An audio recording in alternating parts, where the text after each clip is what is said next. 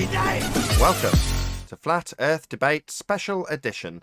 I'm your host Nathan Oakley, and if you are new to this channel, or you've not done so already, then be sure to subscribe, hit the bell notification icon and join button to keep up to date with the Flat Earth Debate. If you'd like to support the channel, there is a super chat that runs alongside each of these shows while they premiere. There's also a PayPal, Patreon and crypto link in the info box below the video. Speaking of Patreon, I'm going to do a quick shout out to all of you who do support me on Patreon before I hand over to Brian's Logic and the G Plus panel for this special edition presentation. So, a shout out of appreciation to David Wayne Foster, Kirsten Smith, Edwin Johnson, Texas Mike, theflatearthchannel.com, Fireball X, Life is Short, Skeptic936, Adrian Quintana, Naibai, Abraham Mohammed, Liam Nedrick Jr., Windrider, The Real Gabster, Rob H., Blue Ridge Ranger, Unbelievable Productions, Maria Neelands, NA Literalist, Dick Earth Skeptic, Muted, Mike, Del West Watson, Reese Pound, Open Minded, Rob W., Lost Cat FE, Neo the One, Mobile Max 777, Maris, Samson, Joseph Pizarro, Bose Nail, Troy Shuker, Melby Styles, and Will Brax. So another massive thank you to all of you for supporting me on Patreon. As I say, we're going to be joined shortly by Brian's Logic and the team of Flat Earth Debate, so we can hear his presentation on the entropic effects of the sun. So I'm going to raise the mic on them now and see if I can get their attention. Let's just do that. Can you guys all hear me loud and clear? Who are you referring to when you say user? Sorry to interrupt. One use guys. Hi, can you hear me, guys? Use, yeah. Hello? You know, you Utes. Brian. Two Utes. Two youths. Brian, can you hear me? Can you hear me? Hello? I can, Nathan, yeah. Excellent. Right, I'm all set up and ready to go now. But I'm hoping... Okay. After, while you tell me what you need and so on and so forth, I have actually set up to do it live. So we can have a little chit-chat now just to get anything that you need from me effectively in the pre-show. And then if it's good by you, I will actually broadcast it. Yeah, that's fine. What I'm going to do is the very first thing I'm going to do is I'm going to drop off my phone. I'm going to join with my computer. And then I'm just going to check which mic works best for you. The one on the computer or the one through your headphones. Perfect. Okay? Yeah, that's what this bit's for. So this is obviously equivalent to the pre-show. So we're going to figure out what's what in terms of technical stuff. And then once we've got it all sorted and you're ready and happy with your presentation, everyone else I'll ask to keep quiet unless you say otherwise, and we'll go live and do the presentation. Yeah, okay. I'll drop first. I'll go back on the computer and I'll go through the few points then. Okay. Perfect. Well, it gives me an opportunity to grab a glass of something to drink, and then if you guys can talk amongst yourselves, we are recording, just be aware. Excellent. Please talk amongst yourselves, I beg of you. Yeah. I was just telling Nathan this morning that I heard his Uncut After show yesterday from the day before, and I was missing everything because I keep losing internet service. And Chocolate, I heard you say, yeah, picture Neil not seeing Goodfellas. I didn't even hear Nathan say anything about Goodfellas until I heard it yesterday as I was listening to it about the tomatoes and the wine and bringing it into the prison cell. But yes, I have seen Goodfellas about 1 million times. I see it 5 days a week when I'm on the show. So, you know what a good fella is? Go ahead. A good fellow is a made guy in the mafia. They call them good fellas. You're not a good if you're not a made man, if you don't take that omerta, where you deny family and everybody, even God, for the family, then you become a good fella. I retract my statement then. Hold on a second. Goodfellas was about people that weren't good fellas. Correct. I used to think they were good fellas before I came to a saving knowledge of the Lord, but now I know what it's about, and it's kind of sad. But there's a guy you could Google. His name is, he's also mentioned in Goodfellas. Let me guess. Michael Francese. Let me guess. His name is Goodfella. No, his name was Michael Francese. He got saved and he got out of it. He was from Brooklyn. His father's Sonny Francese. He died at 100 years old. I think he just died. His father. I think he was 103 in a year. He only got out of Yeah, he was old, right? Yep. Yeah, less than a year ago when he got out of prison. Only less than a year. He done 50 years in prison.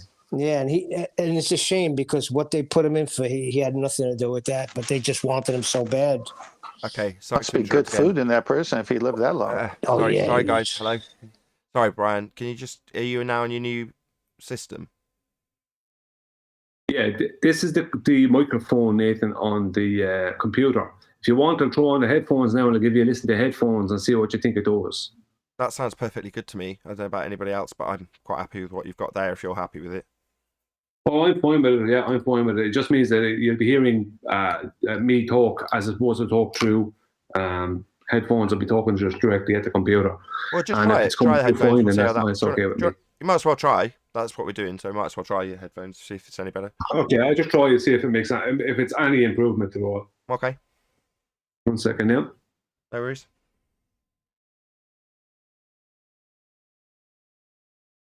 I assume he's going to be sharing his screen as well, which means my life's a lot easier.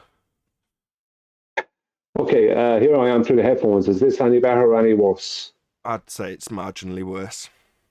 That is Yeah, worse. Go okay. back to the first one. That's fine. That's fine. That suits me fine.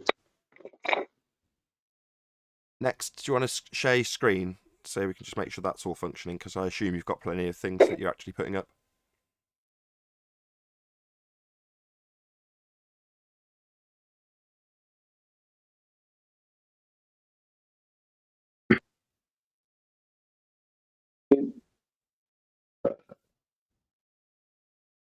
Oh, there we go.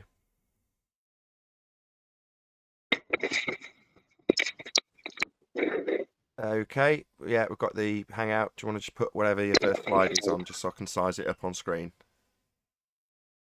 1 second now. I just want to turn off these headphones because I've reconnected. I don't want them connected. Yeah, you still sound a bit naff.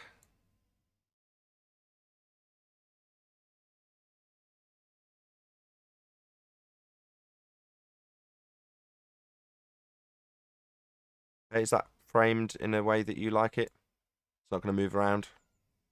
That's good. Yeah, okay. I'm happy with that. Just try one other thing just to see how it looks, and then meh. Okay, I'm happy. Are you happy, Brian?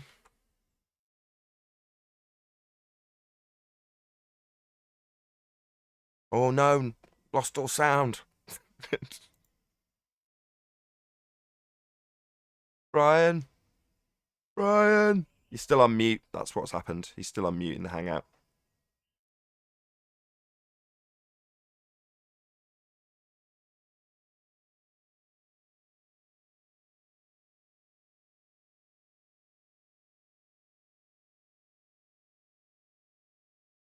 Now, Not having a good start, huh? Well done, Neil, just at the wrong moment. Okay, Brian, that's okay. No, I'd Yeah. rather that happen now. We're in the, we're not actually live, so that doesn't matter. But your first slide's ready. I've got your screen ready to be clicked on when you say. At the moment, I've got Black Swan up as a background for when I introduce you all, and that's pretty much it. okay, now I should be presenting now. I can be heard. Everything's okay. I think so. I just want to preface this by saying Brian will invite you to interject, if you know what I mean, in the same way as QE will. So for the most part, you're just going to be listening, guys, in G+, just so you're aware.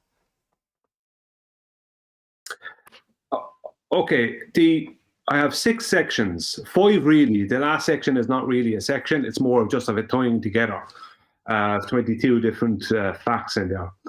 The first 2, the gas cycles and convection, I'll do them together, and I might even do temperature with those. But what I think I'll do is I'll just do gas cycles and convection and give people a chance to ask any questions they have. If they don't have anything, I will then do temperature and leave people ask questions, then heat transfer and vacuum, both times leaving people ask questions. It would probably be best if somebody wasn't clear on something to just ask at any point you want to ask, because that would make it easier. Because if someone on the panel is not clear on something, then people in the audience may not be clear on it, and it'd be easier just clear it up there and then, as opposed to wait until later and they might forget what it was, or we happen to go back. So basically, if you need to interject, do if there's something you need to understand or there's something you feel has not been explained clearly enough. Other than that, I will give portions after the first 2 sections. You'll be able to ask questions after the 3rd, 4th, 5th section, and obviously after the last section. So you'll be able to ask any questions you want within those times. But as I said, if there's something you want to know or you can't understand, or you want to know what I mean by that, just ask, because I'd rather people understood than not understand, if you understand what I mean.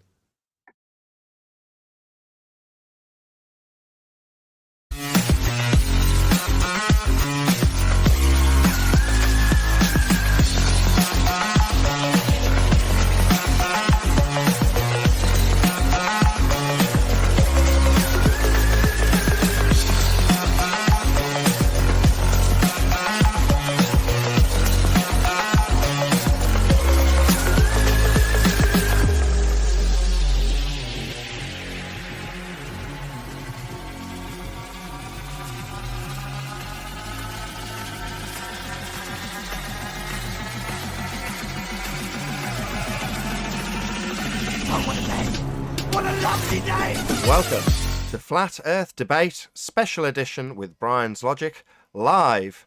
I'm your host Nathan Oakley, and if you are new to this channel or you've not done so already, then be sure to subscribe, hit the bell notification icon and join button to keep up to date with the Flat Earth Debate. If you'd like to support the channel, there is a super chat that runs alongside each of these shows while they are live. There's also a PayPal, Patreon and crypto link in the info box below the video. Now, we are joined by, of course, Brian's Logic and a whole bunch of people in Discord for this presentation on the entropic effects of the sun. So first and foremost, hello Brian, how are you doing? Hey Nathan, how are things? Thank you for having me. Absolute pleasure. And also hello to everyone else in the G Plus panels, hopefully going to keep themselves relatively quiet while this presentation progresses. So hello everyone else in G Plus. Hello, hello. Yo, yo. This is exciting. Indeed it is, Neil. So I don't want to waste any time, Brian, because obviously with us doing a bit of a pre-show as well, you might be watching this on an after show, and therefore you've had the 7 minutes of preamble before this. But for those who are watching live, I want to just jump straight into it, if that's good by you, Brian. Yeah, that's absolutely fine. Absolutely fine. There will be a lot of reading. Unfortunately, a lot of stuff I got from websites, and it was easier for me to just write it out and explain it in my own way than go through websites and trying to use, as they have other stuff added in to what they're saying. So I have a lot more reading than I have visuals, but it will become apparent why that is at the end of the presentation. So it will take a little bit of concentration, but I will give people openings to ask questions. And as I said earlier, if anyone needs to ask a question, just ask at any point. I'm totally fine with that. Okay? Perfect. Well, I've got you presented. Okay. Hopefully everyone else will keep themselves relatively on mute, and the mic's all yours. Your presentation's up. Off you go. Thank you, Nathan. Okay, this is called How the Sun Causes Our Gas Pressure Gradient. There will be 6 sections. Gas cycles will be 1, and convection will be 2. Temperature will be 3. Heat transfer is 4. Low vacuum will be 5, and 22 facts will be 6. Okay, section 1, gas cycles. All the gas cycles rely on the sun, as the sun's rays and heat are the antecedent for the gas cycles to even exist. Gas cycles would not only not exist without the sun, but would just stop production altogether. If the sun stopped shining, the whole system would just equalize. All 4 main gas cycles, the water cycle, the oxygen cycle, the nitrogen cycle, and the carbon cycle, would just cease to commence without the sun's interaction. If we take the water cycle, also known as the hydrological cycle, we see where the sun causes evaporation from the Earth's surface, turning water into water vapor. This water vapor then proceeds to condense at higher altitudes and become clouds, and in turn these clouds become rain, which falls back down to the ground. But this all starts with evaporation, and evaporation all starts with the sun. But the amount of evaporation is all dependent of the amount of gas pressure we have. If we didn't have 14.7 psi as an average at sea level, then we wouldn't have the correct amount of evaporation to sustain life here on Earth. As a slightly higher average pressure would mean that we wouldn't have enough evaporation, and a slightly lower average pressure would mean that we would have too much. And it is the sun, whatever it actually is, that not just creates the gas pressure and gas production, but also dictates the amount of pressure we have here at ground level. Whatever the sun is, it is just the correct size and has the exact correct amount of power output for the structure we live in. As if it was not perfectly matched with our system, then it would all fail miserably. The sun is the ultimate entropy generator, as it causes the whole system to be a dynamic enclosed system, as opposed to a static enclosed system. The sun is also responsible for the photodissociation of the H2O molecule as part of the water cycle, and the taking taking O2 from the sea, giving us the oxygen we breathe. Where does the hydrogen go? Now, section 2 is convection. The sun is directly responsible for the convection that happens within our waters and gases, with ocean movements also being partly caused by the sun. Convection is the description of the effect of matter being affected by temperature, where a change in temperature changes the matter's density, which causes displacement. This displacement causes movement within our waters and gases as warmer, less dense matter is exchanged with cooler, more dense matter, something caused by the sun again. So we can't have convection in our world without the sun. The sun, no convection. No convection, no heat transfer. No heat transfer, no cooling. Okay. That's the first two sections. Has anyone got any questions on that before we go further? Thank you for introducing them to actually give their opinion at this stage as well. So great, no one interrupted. But yeah, if anyone's got anything to say, feel free to say it. Just agreement, nice summary, Brian. Thank you, Adam. Just on this one here, I'll be coming back to this question later, where does the hydrogen go? Okay, that's connected to photodissociation. So that's a question I threw in there, but I'll come back to it a bit later. So if everyone's okay, we'll move on to the third section, because that's a bit of a longer section. Yeah, great. Everyone happy? Any other comments? This is your chance, so take notes if not. And everyone happy? What's Brian's YouTube channel called? Brian's Logic. Brian's Logic. Plug your channel. Good point. As we're early on in the show. Yeah, Brian's Logic is my YouTube channel. Thank you, John. Perfect. Do you want to continue, Brian? I've got you presented again. Yeah, I will, because that first two sections are pretty straightforward. There wouldn't be a whole lot of questions about it. The next couple of sections, there will be more likely to have questions. So, section number 3, temperature. The sun is responsible for our seasons, so its position in the sky with respect to any particular location on the surface of the earth dictates what season that location will be experiencing at that present time. So in June, it will be summer in the north and winter in the south, and in December, it will be summer in the south and winter in the north, with the months of September and March dictating either spring or fall north and south of the equator line. The equator region will get the most sun throughout the year, with the sun never being more than 23.5 degrees away from it. So taking this into account, we will see that no matter what season exists north or south of the equator region, between the Tropic of Cancer and the Tropic of Capricorn, will always get the most sunshine above all other locations. So the world's convection is always kept in balance due to the sun staying between these perceived parameters. As a basic description of how convection and air pressure differentials change throughout the world from the equator north and the equator south, we must look at what is known as convection cells, also known as Hadley, Ferrel, and polar cells. There are 3 sets of convection cells, both going north and south of the equator. Set 1 goes from the equator to 30 degrees north and from the equator to 30 degrees south. Set 2 goes from 30 to 60 degrees north and 30 to 60 degrees south. And set 3 goes from 60 degrees north to the Arctic region and from 60 degrees south to the Antarctic region. Below is a simple explanation and diagram to show how this happens, how this works. At the equator region, we have the most rapid amount of convection, with the air rising being less dense and more moist between the tropics, and especially at the equator than the rest of the world, as that is the region that gets the most sunshine. Between the tropics is where we have the highest amount of rising air, so this is also the region where the warm air rises highest, which also means that it's where the density of air is at its least, This is Hadley cell 1. Next, we have the region between 30 degrees north and south and 60 degrees north and south, where we have the second convection cell, or Ferrel cell 2. At these regions, there is still convection, but as the general temperature is not as hot throughout the year as between the tropics, we don't have as much warm air rising, and convection is not as rapid.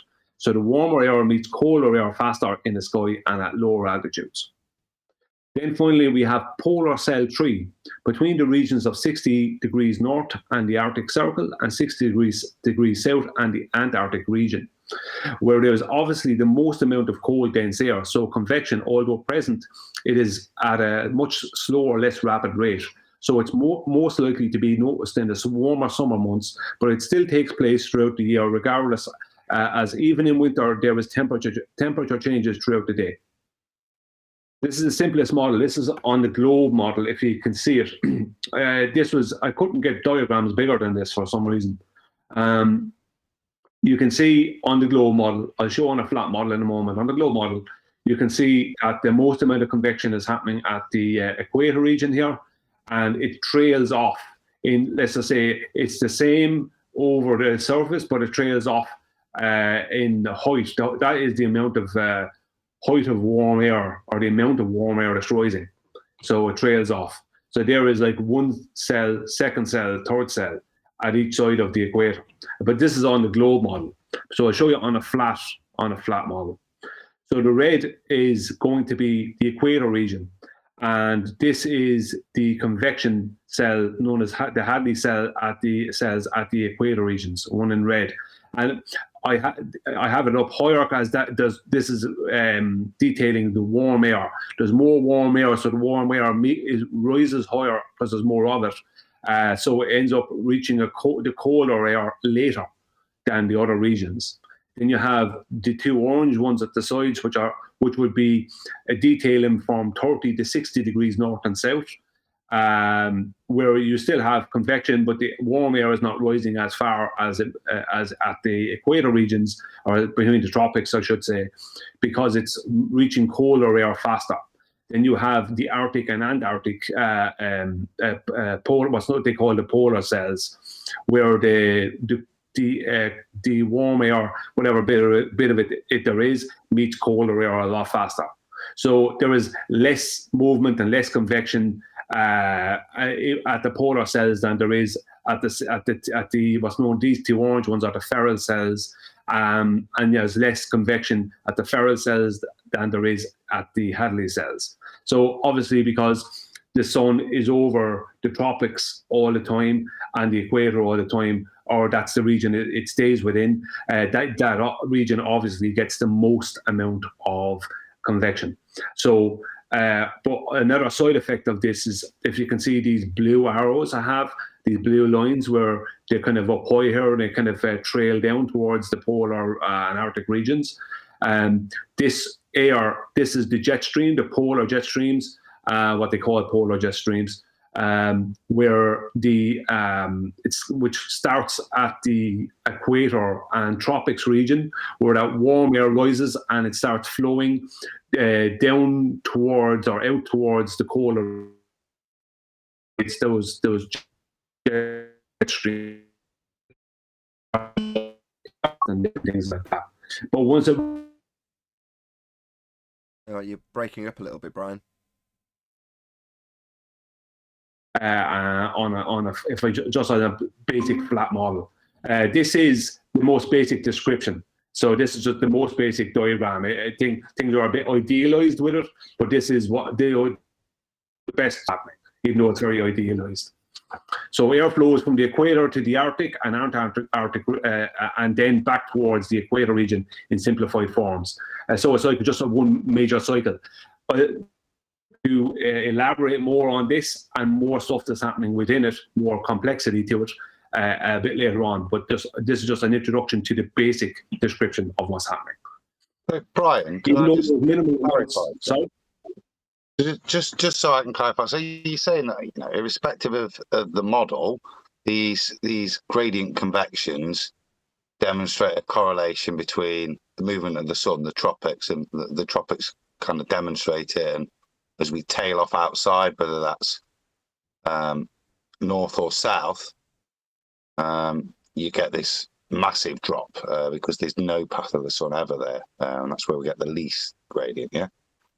Yeah, exactly. There's less convection happening the further away from the tropics you go, simply because that is the region that gets the most sun. So that's the basics of it. Cool. Cheers, Matt. Thoughts over. Okay. That's fine. Yeah, no, that's exactly. Anytime you feel to ask a question, just ask, because I'd rather clear it up on that spot than go on forward with it. Okay. Even though there is minimal amounts of convection in the Arctic and Antarctic, Antarctica, the convection at the equator ensures that the warm air that rises there flows out to these regions, to these locations.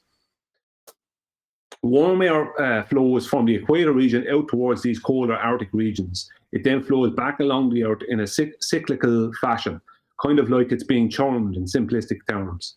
Convection is basically the pressure gradient, as the equator region is where the most region of warm air happens, with the largest volume of this warm air rising there. As we move away from the equator, the amount of warm air that rises is lessened the further from this region we get, to where we have minimal rising at the Arctic and Antarctica. At the Arctic and Antarctica. So this means that the pressure gradient is first and foremost driven and dictated by the convection cell at the equator, which means that we have a kind of inverted cone of warm air rising. So if you're going to think of an inverted cone, where you have the wide side of the cone on the base of the Earth, and it kind of tapering off up into a point, and that point will be idealized over the equator region. So this makes sense, as the region between the tropics gets the most sunshine. So this has to be the region that is going to produce this temperature/convection pinnacle. The greater or maybe more consistent amount of warm air that rises between the tropics ensures that the altitude of the colder air that will displace this warmer air is at a higher point than other places. So this is I couldn't make this any bigger either. These diagrams, this just shows the difference between sea breezes and land breezes. This is important, and you'll see why a bit later. You have high pressure here and low pressure here. High pressure up here and low pressure here. So high pressure actually means cool, and low pressure means warm, because low is going to be where there's the least amount of density of air, because the air is rising because it's warm. So you have cold air over the water going to warmer air at sea, right? And then that warmer air does eventually rise and be cooled down, and that heads back towards warmer air. Basically, it makes an onshore breeze that is basically moves in a cyclical fashion. And the same happens the opposite way. If you have warm air over the water and a colder area over the land, you'll have a breeze that will be blowing out to sea, off land, if you know what I mean. So that all happens due to convection again, due to high and low pressures. A low pressure is going to be where you're going to have the least density of air, and high pressure is going to be you're going to have the most density of air, simply because of temperature. The low is going to be warm, high it will be cool. So this one here, this is another illustration that shows, like, this illustrates the amount of extra warm air at the equator region and how it creates a flow towards the Arctic regions, ensuring that convection is a constant everywhere. So this is just showing the north side, let's just say, and you can see how there was 3 different cells here. There's this one here, which is happening left of the equator region, and this one here is happening next to it, which would be, so this would be the equator, this would be 30 degrees north, this would be 60 degrees north, and this would be the North Pole region. So you have obviously 3 different cells where you have less and less warm air rising as closer to the cold area you get, and then you have the polar jet stream happening because of that. So this is the jet stream here. Obviously starts higher and it tapers off as far as warm air goes. It tapers off towards the colder region. Now, there's going to be a few times I'll have to go back over this, but I'm going to be adding things into it, other parts that people on our opposition side have ignored for many years. Okay, now I have a bit of reading to do here, and some of this stuff I'm going to have to read. There's going to be some globe stuff in it, but don't worry about that, as I can't take that out, and I'm not going to avoid reading it, as if I did, the opposition would have problems with would use that as a way of hand waving away the presentation. But I use it against them, so I'll show you what I mean. So this is from UCAR Centre for Science Education. The highs and lows of air pressure. There's a part in this you're going to enjoy. Okay, standing on the ground and looking up, you are looking through the atmosphere. It might not look like anything is there, especially if there are no clouds in the sky. But what you don't see is lots of it. We live at the bottom of the atmosphere, and the weight of all the air above us is called air pressure.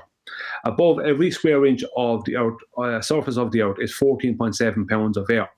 That means it exerts 14.7 pounds per square inch PSI of pressure at Earth's surface, high in the atmosphere. Air pressure decreases high in the atmosphere, air pressure decreases. With fewer air molecules above, there is less pressure from the weight of the air above. Pressure varies from day to day at the Earth's surface, the bottom of the atmosphere. This is in part because the Earth is not equally heated by the sun. Areas where the sun is warmed often have lower pressure because the warm air rises. These areas are called low pressure systems. Places where the air pressure is high are called high pressure systems. Okay, this works against them, you'll see in a few minutes. So a low pressure system has lower pressure at its center than the areas around it. Winds blow towards the low pressure and the air rises in the atmosphere where they meet. As the air rises, the water vapor within it condenses, forming clouds and often precipitation because of Earth's spin and the Coriolis effect. Winds of a low pressure system swirl counterclockwise north of the equator and clockwise south of the equator. This is called cyclonic flow. On weather maps, a low pressure system is labeled with red L. A high pressure system has higher pressure at its center than the areas around it. Winds blow away from high pressure, swirling in the opposite direction from a low pressure system. The winds of a high pressure system rotate clockwise north of the equator and counterclockwise south of the equator. This is called anticyclonic flow. Air from higher in the atmosphere sinks down to fill the space left as air is blown outward. On a weather map, you may notice a blue H denoting the location of a high pressure system. How do we know what the pressure is? How do we know how it changes over time? Today, electronic sensors in weather stations measure air pressure. These sensors are able to make continuous measurements of pressure over time. In the past, barometers we used and measured how much air pushed on a fluid, such as mercury. Historically, measurements of air pressure were described as inches of mercury. Today, meteorologists use millibars, MB, to describe air pressure. So here we go. Air pressure depends on temperature and density. When you inflate a balloon, the air molecules inside the balloon get packed more closely together than air molecules outside the balloon. This means the density of air is high inside the balloon.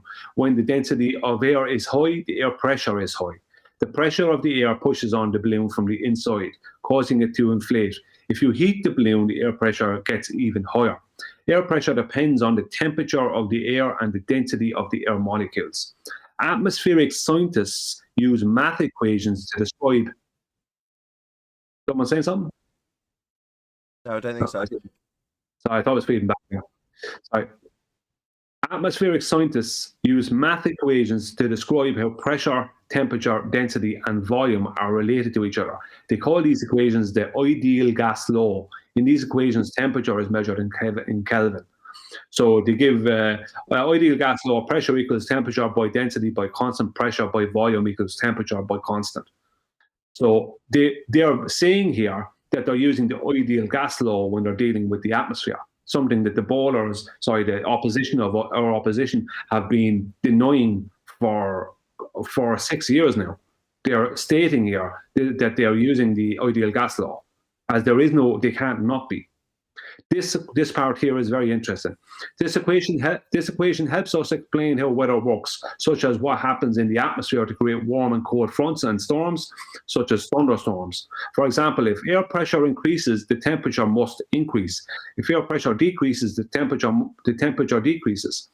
It also explains why air gets colder at higher altitudes where pressure is lower. Excuse me. As is blatantly obvious, there is absolutely no mention of a force of gravity here whatsoever, as that is not what causes the pressure gradient, or anything else for that matter. So, unequal heating effect of the sun on global winds. The two main factors affecting wind patterns are 1, the heat distribution between the Earth's equator and poles, and 2, the constant rotation of the planet. The sun is Earth's primary energy source. However, energy from sunlight is not evenly distributed over the Earth's surface. The sun's rays are most directed at the equator, which means the ocean and air near the equator receives the most solar energy. The sun's rays are much less direct at higher latitudes away from the equator, such as the polar areas. A global look at moving air, atmospheric circulation. Even with disruptions like weather fronts and storms, there is a consistent pattern to how air moves around our planet's atmosphere. This pattern, called atmospheric circulation, is caused because the sun heats the Earth more at the equator than the poles. It's also affected by the spin of the Earth. In the tropics near the equator, warm air rises. When it gets about 6 to 9 miles above the Earth's surface, it starts to flow from the equator and towards the poles. Air that rose just north of the equator flows north. Air that rose just south of the equator flows south. When the air cools, it drops back to the ground, flows back towards the equator and warm again. Then now warmed air rises again, and the pattern repeats. This pattern, known as convection, happens on a global scale. It also happens on a small scale within individual storms. But because Earth is spinning, the air that moves north and south from the equator also turns with the spin of the Earth. Air going north turns to the right. Air traveling south turns to the left. The power of Earth's spin to turn flowing air is known as the Coriolis effect. If the Earth didn't spin, there would be just one large convection cell between the equator and the North Pole, and one large convection cell between the equator and the South Pole. But because the Earth does spin, convection is divided into 3 cells north of the equator and 3 cells south of the equator. As above, these diagrams speak firstly about the unequal heating of the Earth. And as we have established, what causes the pressure gradient, with the sun being the cause of temperature, and temperature being the cause of convection, and convection being the cause of the pressure gradient, not a force of gravity that is 106 years out of date, to get a much clearer picture of Earth's airflow now. While I have kept this presentation as basic as possible, I must point out that it is a little more complicated than I have illustrated, but it doesn't matter, as the whole lot has a simple starting point, and that's the sun. For instance, as the sun changes its position in the sky with respect to the Earth's surface, then the amount of heat a region gets or does not get is dictated by this change in the sun's position. So this also means that the amount of convection, or just rate of convection, varies, but convection will always be a constant everywhere, as it is a direct part of entropy and the sun. And the sun is a massive entropy generator, as it causes the cycles we see throughout our dynamic, self-automated, enclosed system. What is also very interesting about these diagrams above is that it is stated in the last diagram that due to these convection cells and the claimed spin of the Earth, that air flowing north of the equator will flow right and air flowing south of the equator will flow left. But I thought the globe's atmosphere turned west to east at 15 degrees per hour and not left south of the equator and right north of the equator. This is just more global inconsistency. Temperature causes the effect of pressure in a gas as well as the phase changes of matter. But temperature is also the cause of convection, and convection is the cause of our air density and pressure gradient. And the sun causes it all, as without that there is no temperature, no pressure, and no phase change of matter. Temperature cannot exist without a heat source and gas. The pressure of gas depends solely on temperature, and temperature needs gas and a volume that is adequate enough in size to actualize. What I mean by this is If you have a canister of gas that you can hold in your hand, it will be easy to heat it using a cigarette lighter to cause extra pressure inside the canister. But if you take that same amount of gas and place it into a container the size of a bus, then there is a lot less gas molecules per square inch, making it a whole lot more difficult to heat the gas with that same cigarette lighter. So PV equals nRT, as was mentioned above, is the basic gas law for all situations involving gas. P for pressure, V for volume of the container, N for number of gas molecules, R for the gas constant, and T for temperature. This law dictates that we must be contained as we have temperature, something that is only possible with an adequate amount of gas to heat, a heat source that is an adequate match for the container of gas that it is heating, as the gas cannot and will not stay contained in any place, coordinates, or location without a solid barrier holding it there. The gas pressure gradient cannot form in a vacuum. So, any questions on that before we go on to part 4? This is great. Very concise. Loving it so far. I've asked the chat, so there's members only chat open, and if any of the members want to ask you anything, I don't know if is that you? Yeah, that's fine. Is that good by you? Yeah, no questions so far, go. but anybody on G Plus want to ask anything? If so, this is your opportunity again. I'd follow with the same comment as last time. Nice summary, Brian. It's like I say, it's a lot more complicated than that, but there's nothing contradictory. And fundamentally, yeah, the way we describe it, PV equals nRT. Just a really, really basic question.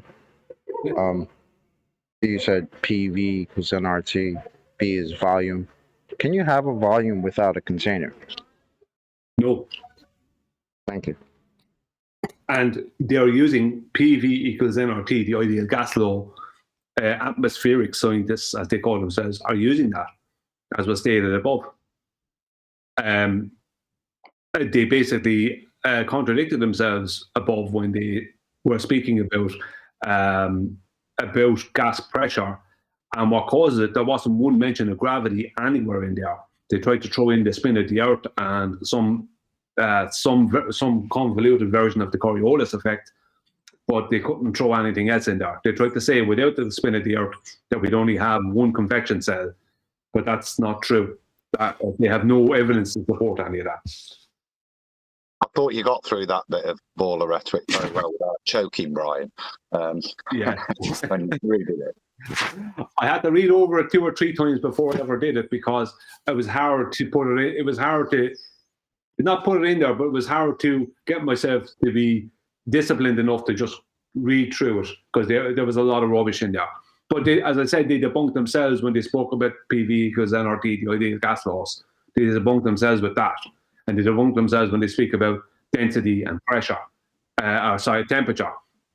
They debunk themselves with that. So all the things that they say we need, like this spin of the earth, and the fact that if the earth is rotating and the atmosphere is rotating with a rotating earth in lockstep 15 degrees an hour west to east, then how can we have all these different winds and flows of air going in all these different directions? It just wouldn't be possible. The only thing I'd say in mitigation to that is the meteorologists will use PV equals nRT to describe a weather system, so like one big pressure of air. But that, again, isn't to negate that in full consideration, all of these little ways of describing the different pressure systems still require to be sat inside another volume for everything to work.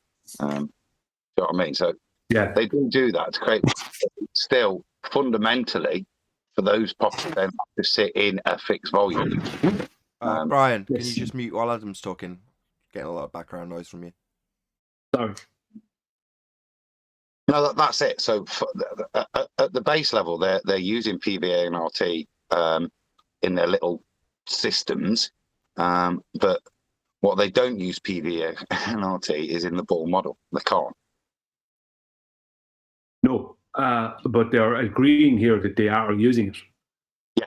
So it's an impossibility to use it within a ball model because you don't have a volume.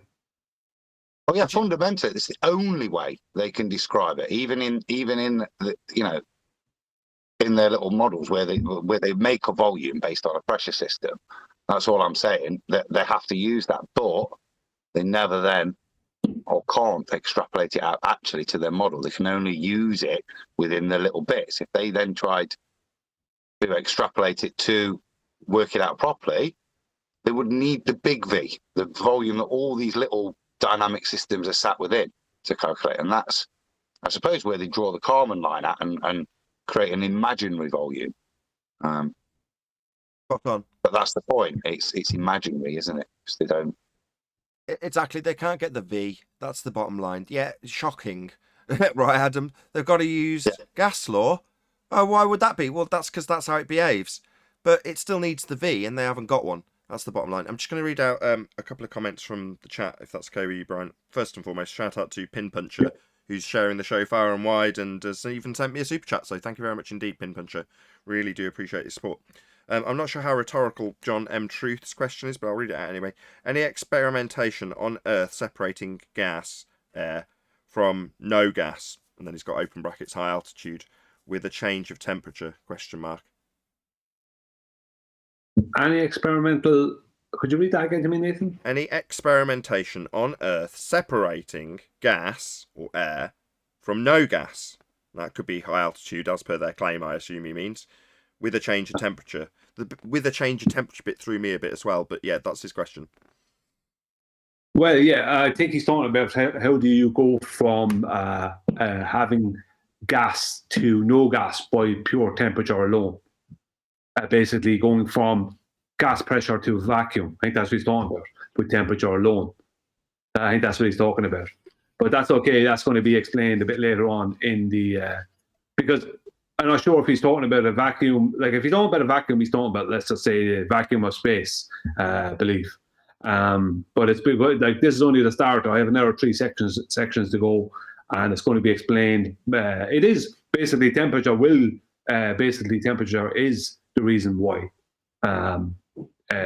it gradiates. You know, but it all starts with the sun. Rather than trying to explain too much more now, I'd ask him to listen to the rest of it, and then if he wants to pose the same question afterwards, then fine. Well, I think he's just qualified it a little bit further, which is to say inside a container. Yeah, well, I'm going to be showing something towards the end here now that will show that. I don't want to say it. I'm going to tell him to watch the rest of it if he likes, and then think about his question again afterwards, if he wants to pose it again afterwards. Okay, well, I'll invite any further comments and then one note of admin, and then we'll get back to your presentation, if that's good. Any other further comments from anyone on G+?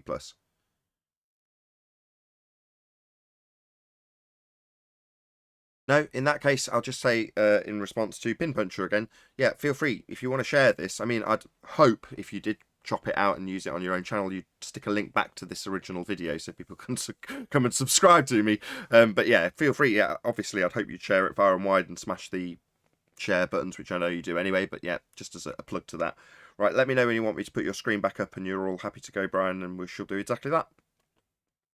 Okay, I'm ready to go now, Nathan. Okay. Yeah. Okay. Okay.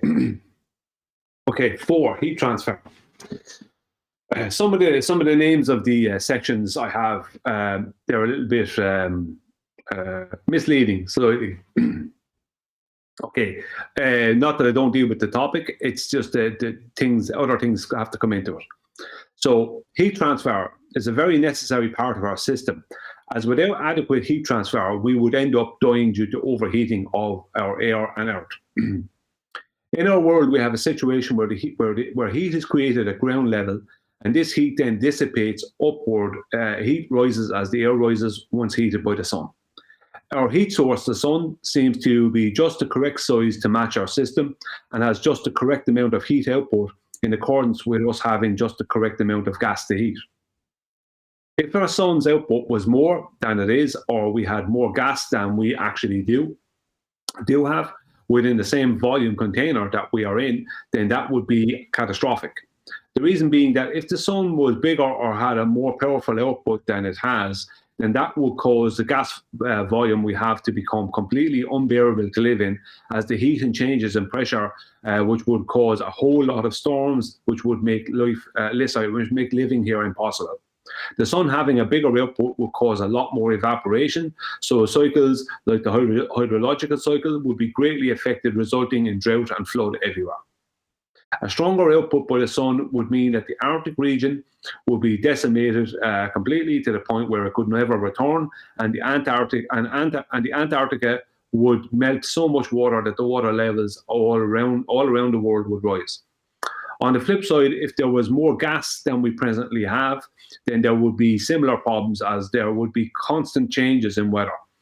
As there would be a crazy amount of convection to the point where we would end up with a huge amount of wind and storms, as there would be a lot more high and low pressures than we currently have. As stated earlier, if we have temperature, then we have to be enclosed, as we need gas pressure to have temperature, and we need containment to have gas pressure.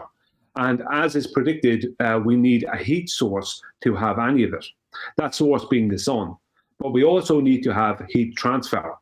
If the heat that is created at ground level by the heating of the air,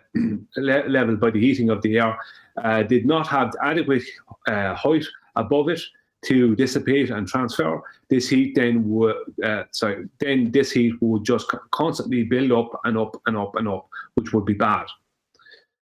So what we actually have is a perfectly sized sun that has just the correct amount of power output that heats the very adequate amount of air that we have at ground level. This heat then causes the air to reduce in density and to rise up into the sky. And in place of this warm air, we have cooler air that has raised in density while high in the sky, that is coming down to replace this warm air. And the cycle starts all over again. But there is something else that is also part of this perfect system, and that is the height of the ceiling, as the ceiling is high enough to allow for adequate cooling of the earth. A lot of people don't realize that the temperature begins to rise the closer you get to the top of the stratosphere. But at the bottom of the stratosphere, the temperature is minus 51 degrees Celsius, whereas at the top of it, it is minus 15 degrees Celsius, and even possibly more than that, as sensors from private high-altitude balloon owners have shown it to be over 0 degrees Celsius. The rising temperature near the top of the stratosphere, I will address in the next section. It is the minus 51 degrees Celsius temperature that is important here, as that would be at about 10 miles up. So that means that 10 miles up in the sky, it's already minus 51 degrees Celsius. This means that most of, if not all, the heat the Earth's surface experiences is basically dissipated or transferred to be more precise, by the time it reaches the bottom of the stratosphere, which means that the majority of the gas that has risen up due to convection will have long been cooled by the time it reaches the bottom of the stratosphere, and will have begun to have gained in density again, and will be on its way to displace the now rising warmer gases, so the whole process can start again.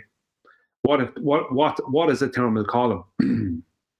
Up above, I was being generous, as most thermal columns don't make it past the boundary layer. So what are thermal columns, and what is the boundary layer? Thermal columns are columns of warm air that rise up in the sky due to their lower density, and then cool at higher altitudes and flow downward again, replacing the now rising newer warm air. So basically, thermal columns are columns of warm air rising up to replace the cooler downward flowing air that will replace the rising warm air. Essentially, thermal columns are a product of convection, warm-cool air replacement.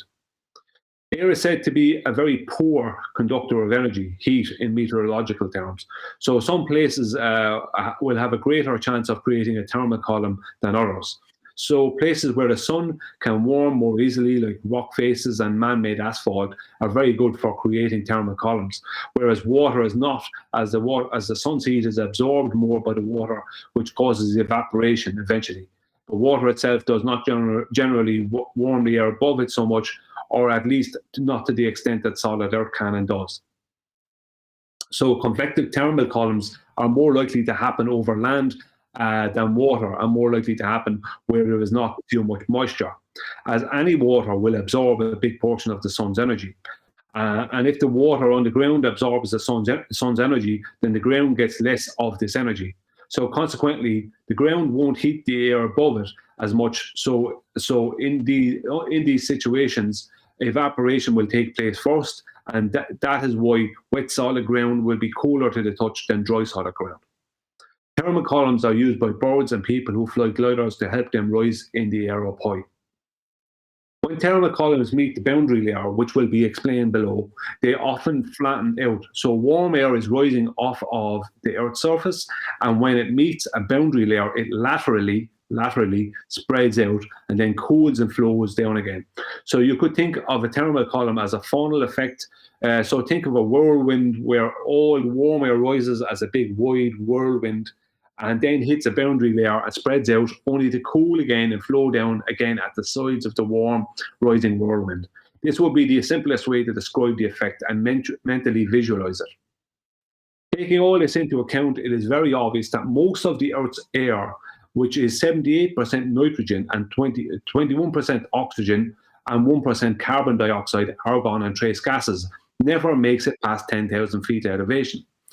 This is why at the top of high mountains, there is such a lack of air, as most of the air is cycling between the Earth's surface and the sky's boundary layers. So when people are 5 miles up at the top of Mount Everest and the air pressure is only a fraction of what it is on the Earth's surface, thermal columns and boundary layers are the cause and not a 106-year out-of-date gravity belief. The sky's boundary layer. The boundary layer of the sky, also known as the atmospheric boundary layer, is a layer of slower moving gas collisions at an average of between 8 to 10,000 feet elevation/altitude, as it is dictated by temperature. During the night time, the boundary layer gets closer to the Earth's surface as there is less heat, as there is no sunshine, obviously.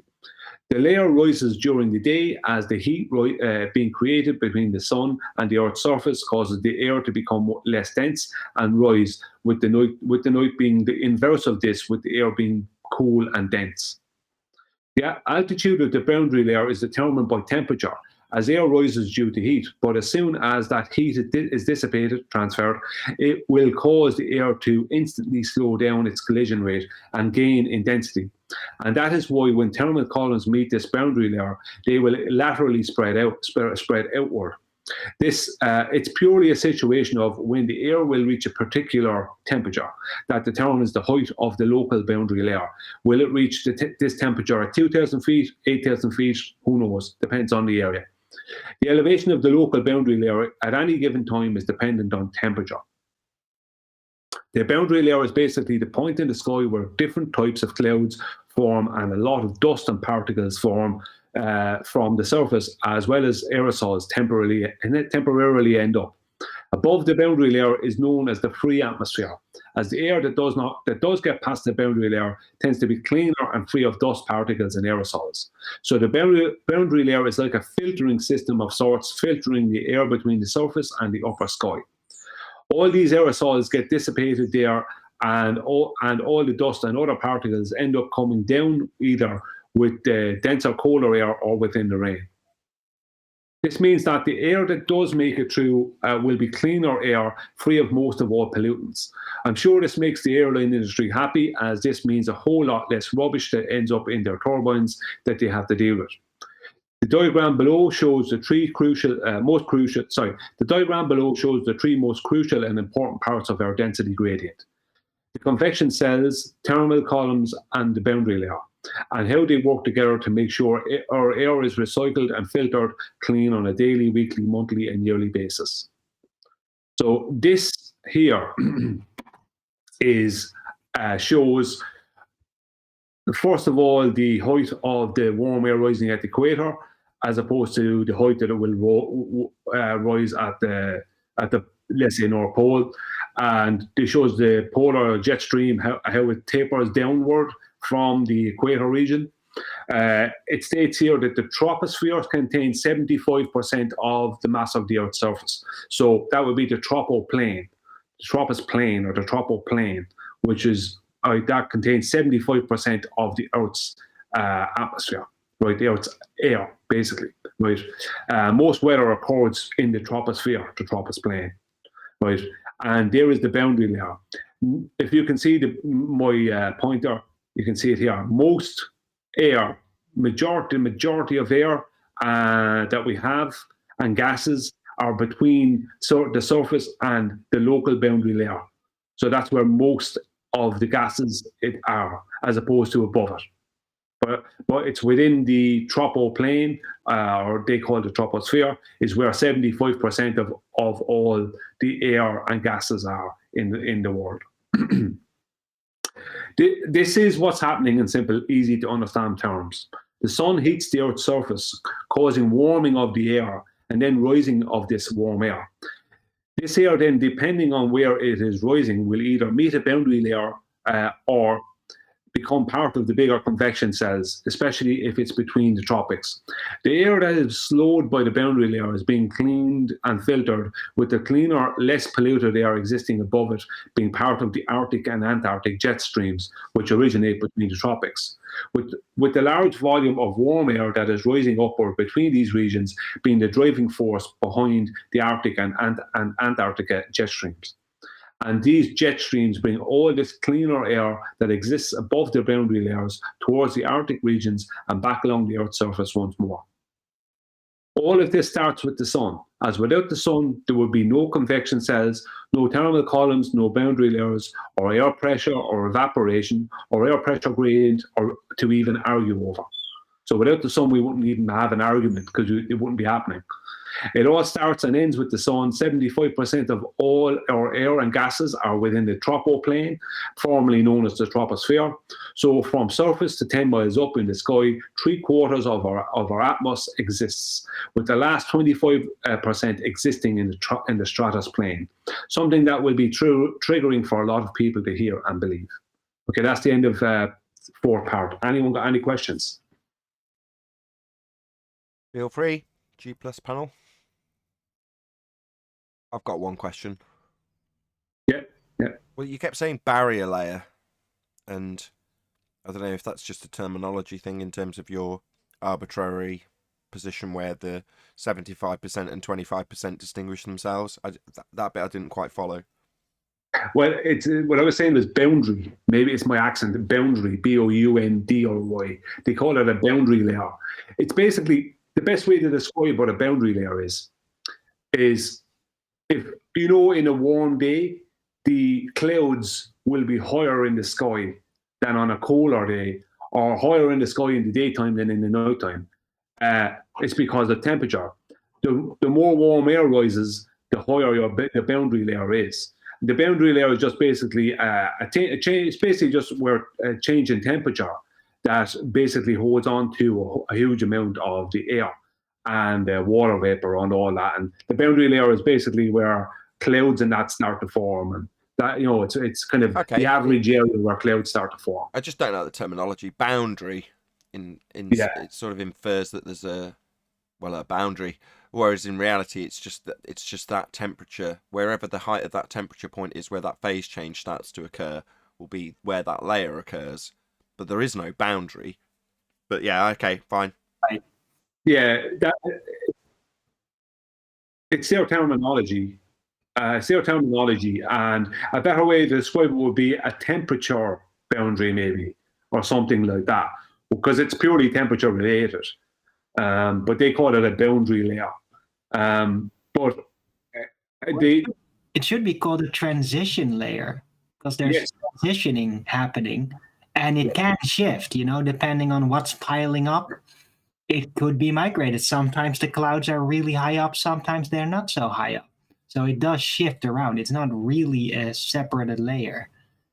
Yeah, no, I agree that their terminology is very, I suppose it's for descriptive purposes. They're trying to show people that this layer, they call it a boundary layer, stops at a certain point and it stops things going through, but it can't because it's gas. And a lot of the air does go through up above that and becomes part of the larger convection cells. But it's basically a filtering layer, if you want to call it like that as well, because it filters out a lot of the rubbish. So we end up getting basically cleaner air. We end up getting our air cleaned by these boundary, what they call boundary layers. And this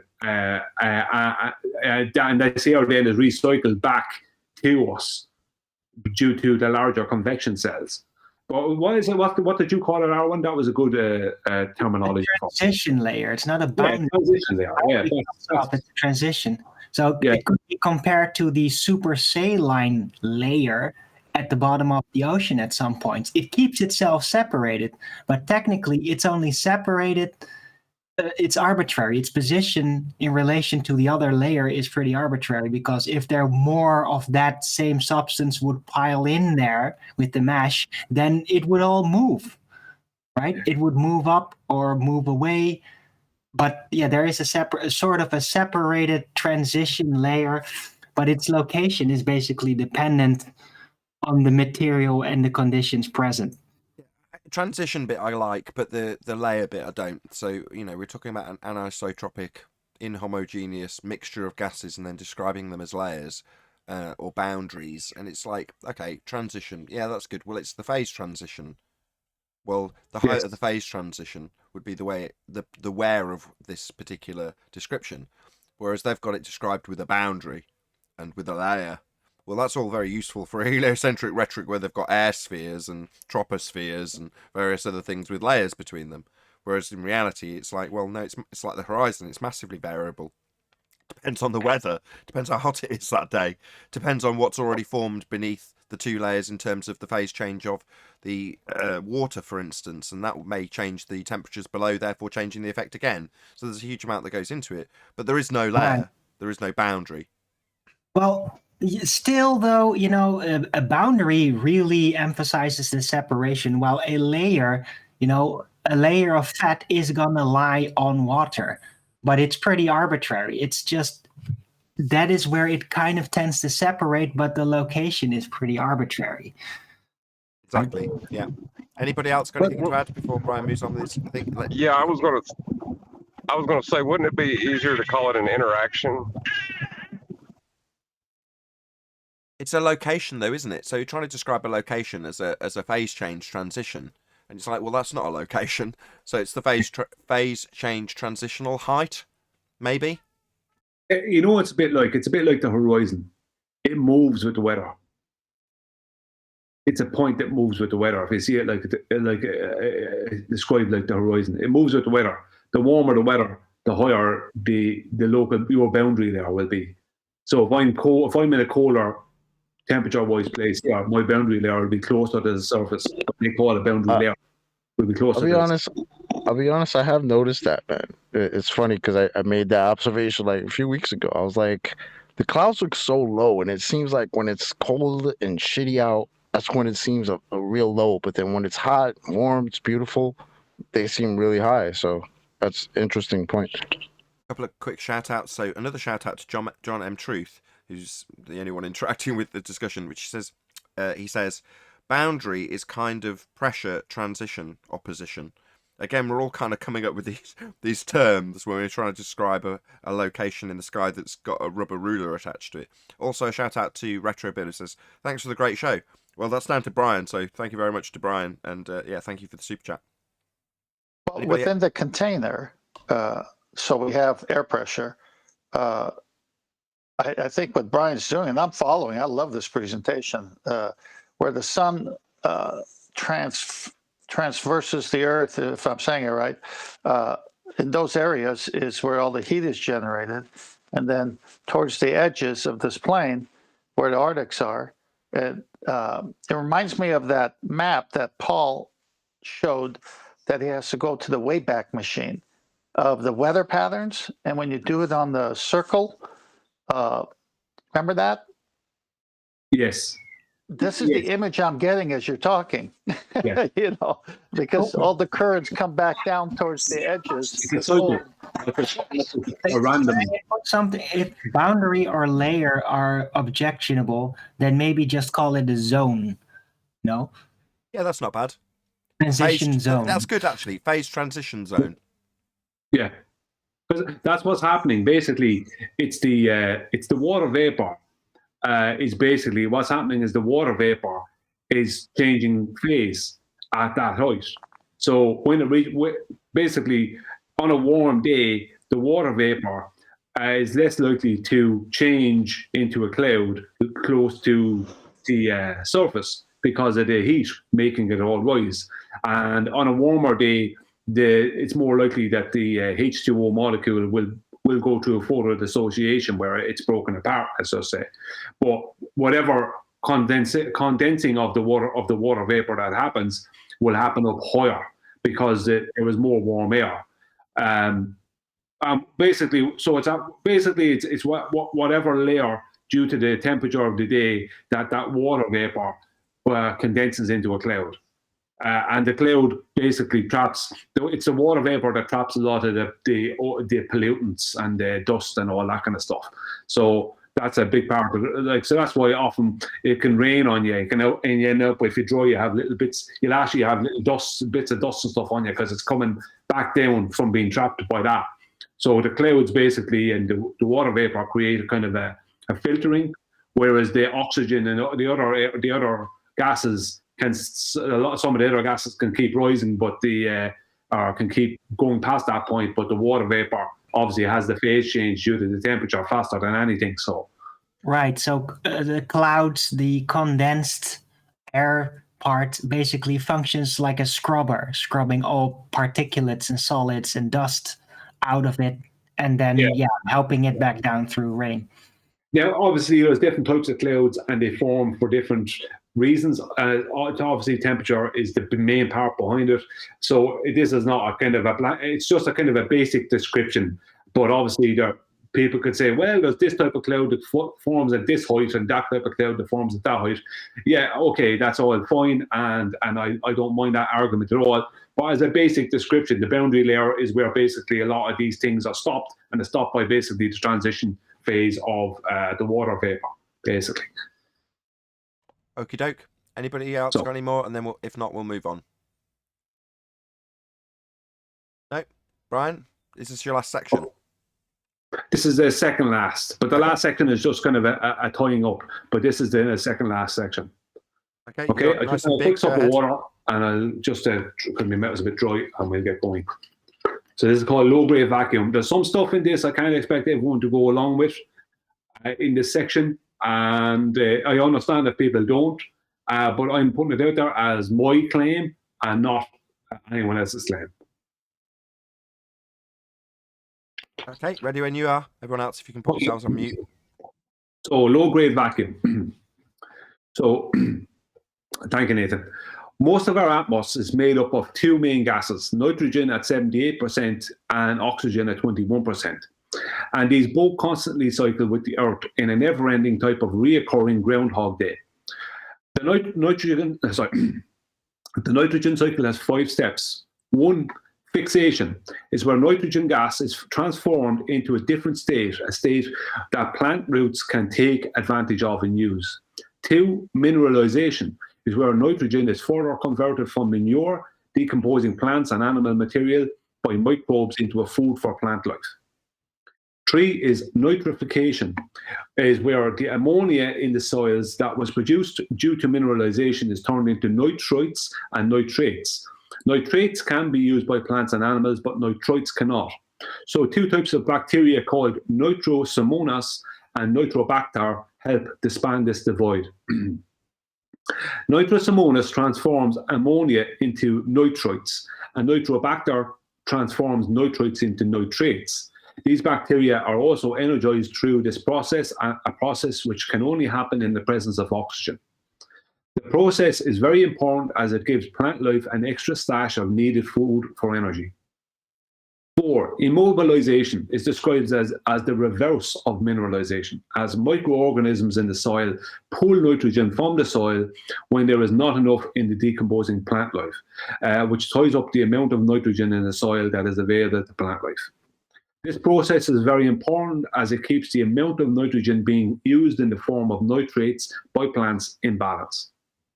5 is denitrification, is where nitrates are turned back into nitrogen gas by bacteria in the soil, returning the nitrogen back to its original starting point to continue being 78% of our air supply.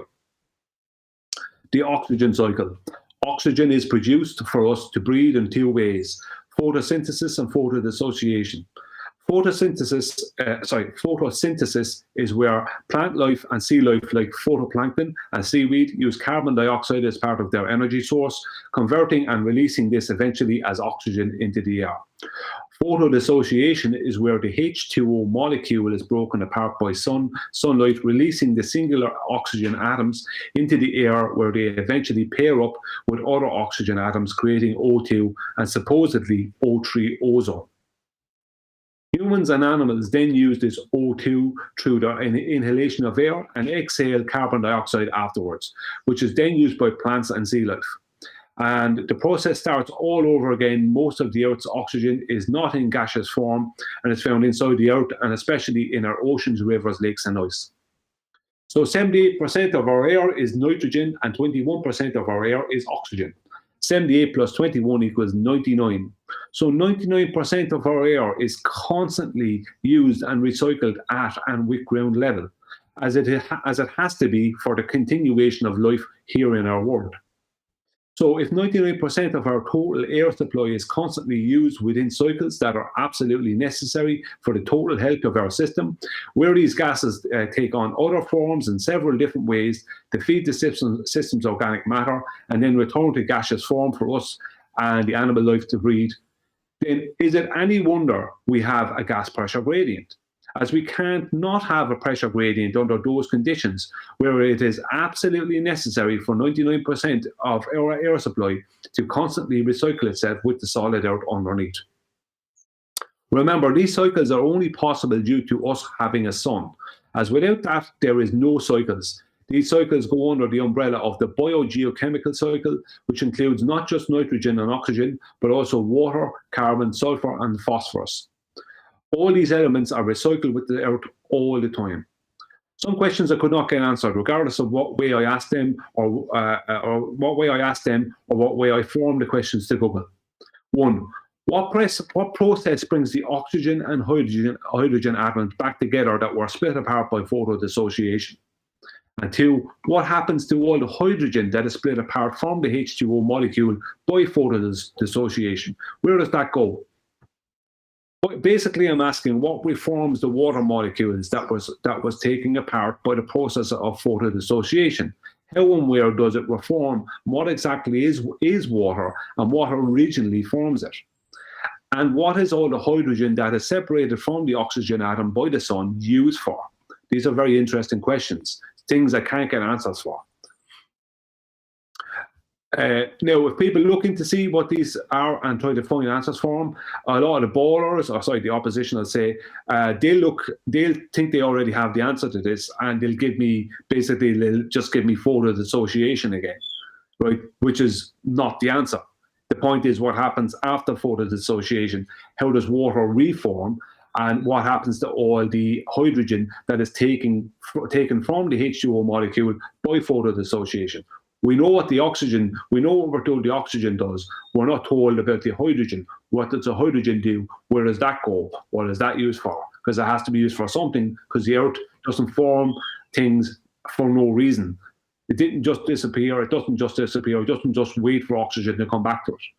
So if you're on the opposition side and you're trying to answer this question, remember, think about what you're asking, because there's no point in coming back to photodissociation again.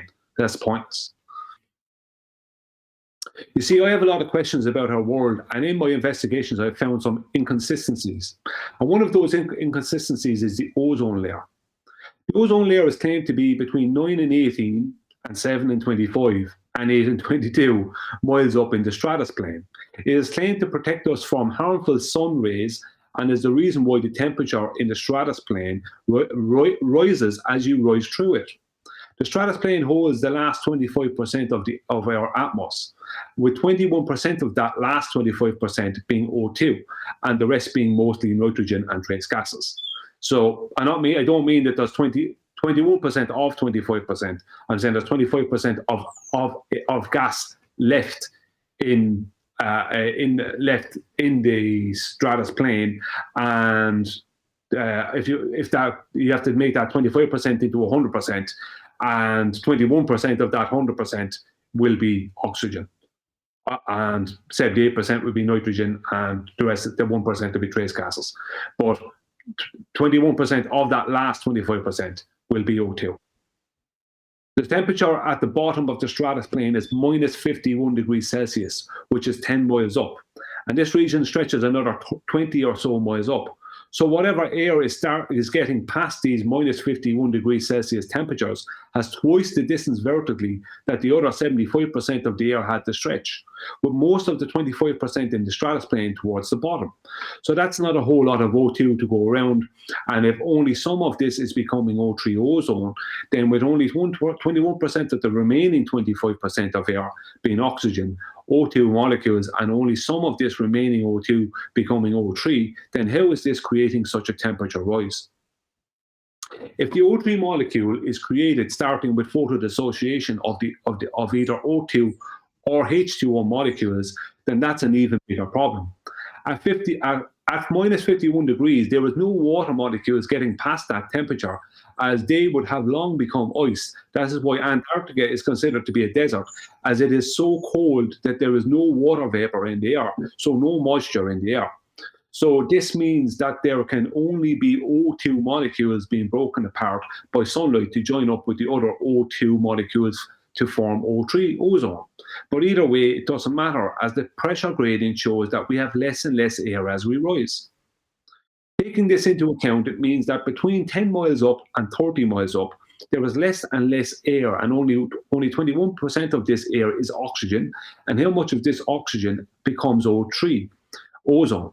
The total amount of ozone in the atmosphere plane is 0.00006%.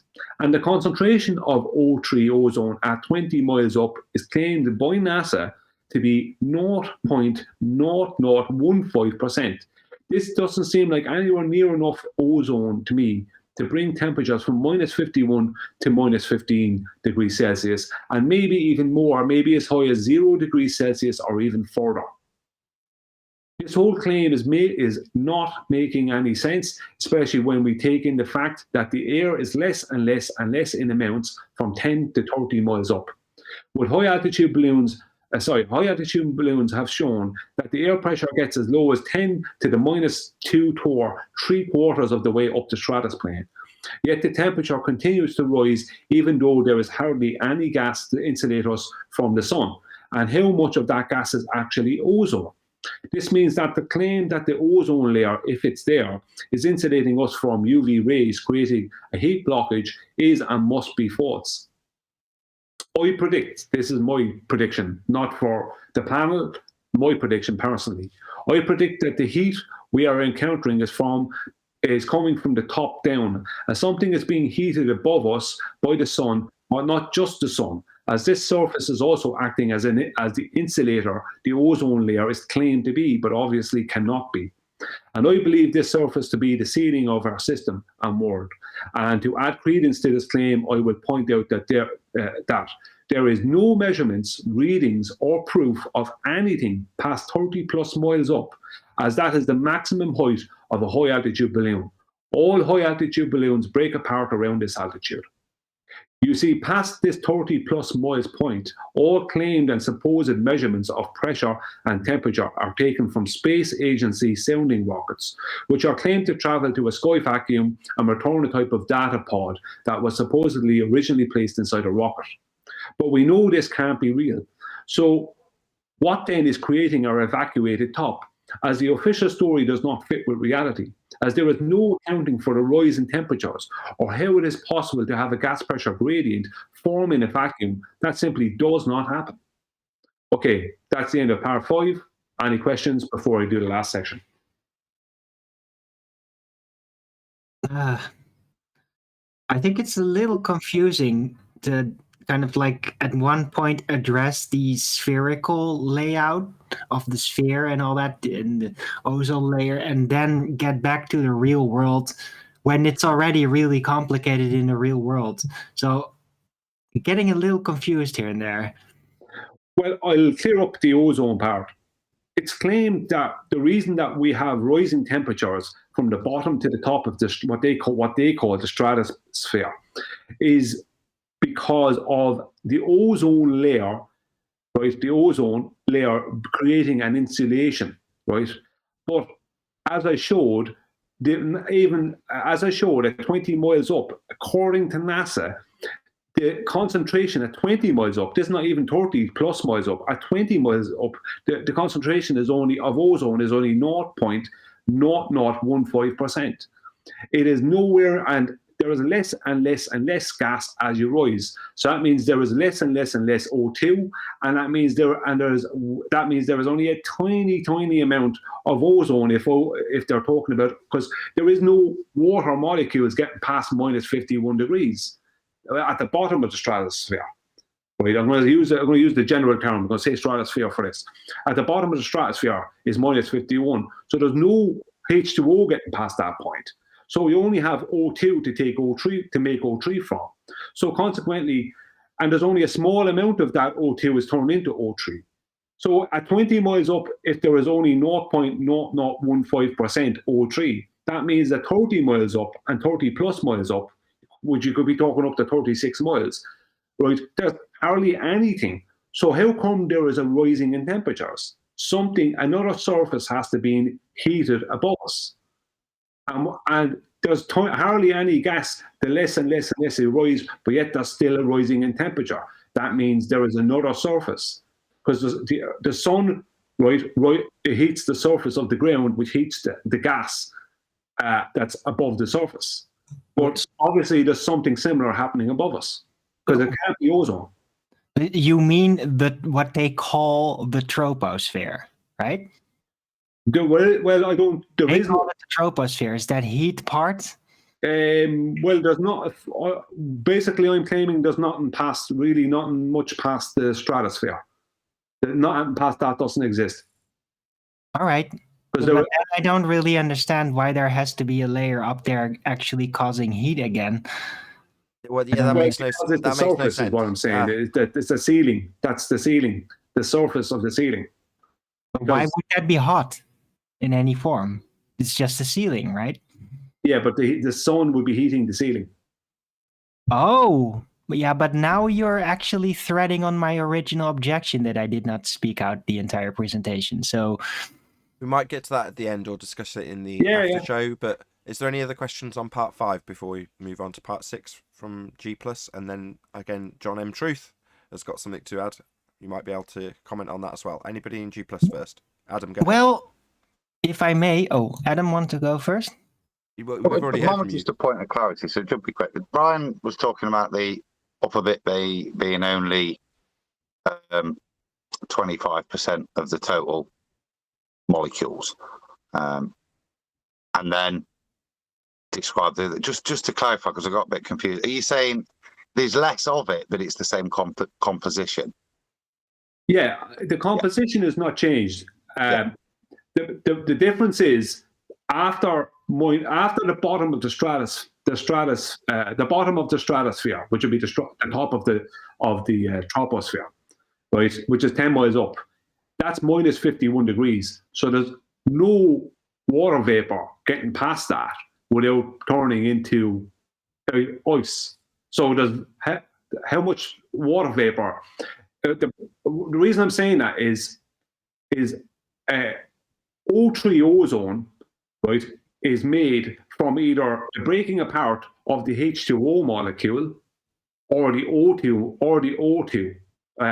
molecule, right? So it's either oxygen or water breaks that apart that creates the O3, the ozone. But the problem is they only have O2 past 10 miles up. They only have O2, and there's less and less and less of that for the 20 plus miles it goes up to the top of the stratosphere. So consequently, they only have whatever bit of O2 is there to work off. And at 20 miles up, the concentration of O3, according to NASA, is 0.0015%. So it would be even just a tiny fraction of that 25 miles up. So they're claiming that they have this blanket of ozone creating this insulation, which causes a heat rise within what they call the stratosphere, right, the stratusplane, right. It has to be completely rubbish because it isn't enough. But do they actually claim that though? Yes, The that is the claim. I thought the ozone layer only was supposedly protecting us against certain types of solar radiation, not actually keep the heat in. No, they claim it. They actually claim it's creating insulation, and it's that insulation that gives us the rising temperatures. Yeah, greenhouse effect. So Yeah, But I thought that was basically just sunlight reflecting. It's so convoluted by now. is It's very- all spherical based ideas anyway. So, I know. but Yeah. how does ozone get up there? I don't know. Look, there's ways to make ozone. well, You- electrically, and with light potentially. So it could be that even the relatively thin gas is not the water, which is not going to reach it because of the temperature. It's going to get liquid and then fall down again due to relative density. But I think that other influences might actually kind of rearrange the gases up there into ozone for a certain percentage. I think that might be possible. Well, I think I'm that's not right. saying. Brian, is that not your point, that there's not enough of this stuff to even form, excuse the phraseology, a layer? That Yeah. whatever there is, and the point of ozone is it's supposed to reflect UV away and stop Right. the level of penetration, whereas CO2 is supposed to contain the UV. But what you're saying then is that there's not even if you, because of the composition being only being 20 odd percent, be up there, even if you forgive that there might be a little bit more percentage rise because there's no water, there's still nowhere near enough ozone per se to form a layer, never mind the pretense that gases are going to form a layer based on. Well, yeah. If you look at what It's NASA an says, exaggeration. and NASA says even at 20 miles up, there is only 0.0015% of the concentration of air up there is ozone. And that's at 20 miles up. So the further you rise, that means that number is getting smaller. So that tiny amount of ozone will be nowhere near enough to cover what would be basically to be so, there was so little ozone. I'm not saying there isn't ozone. It just there was so little ozone that it could nowhere near be enough to create an insulation, which they claim is the reason for our rising temperatures from the bottom of the stratus plane to the top. So we have a rising temperature they can't explain, and they try and use ozone to do it, but there's nowhere near the amount of ozone they need. Right. So we could conclude out of this data analysis and what's actually there, that the entire foundation for any kind of climate change influence is completely bunk and about as reliable as the seismic, or what is it, the geological predictions of what they would find in the deep borehole, basically. Yes. It's All right, I agree to that. Yeah. Okay, can I just seek out an answer to a question that I think is seeking clarity from part of your presentation again from John M. Truth? I might have to paraphrase it slightly. So, is the official amateur measure, not NASA measure, colder temperature minus 51 Celsius? ? That's from John M. Truth. Yeah. The temperature at the bottom, from amateurs, the temperature, if you look at even the Mage balloons, the temperature at the bottom of the stratosphere was pretty much in accordance with what was the official. But as it rose, the Mage, I don't know about the first Mage balloon, but the second one that was done, that showed. I know you're working off of his the Mr. Sensibles, because he's the guy who did the most recent ones. I'm not working off the other flat out ones. His rose to a temperature of, when it got to 30, what was it? Was it 47 kilometers up, which would be close on 26 miles or something like that. It rose to plus 4 degrees or something like that. So there is a massive rise in temperature from the bottom of what they call the stratosphere to the top. They try and say officially it's minus 15, but his sensor showed it to be way more. And now I would say it's very likely that other people might have got similar, like Dwayne Kellum, who did a lot of high altitude balloon stuff, he might have got very similar readings. I don't know. But I know that there is a temperature rise. That even if they take the official one from weather.gov, it's minus 51 to minus 15. That's a huge rise in temperatures, considering that there is so little and little and little gas. Something has to be heating. Something has to be causing this heat. And what would cause a heat would be another surface that's being heated. And this heat is somehow permeating through whatever gas is, whatever a small amount of gas is up there, permeating through that gas, even though the gas is getting less and less and less. So if the gas wasn't so little up there, the heat would, I predict the heat would be phenomenal up there.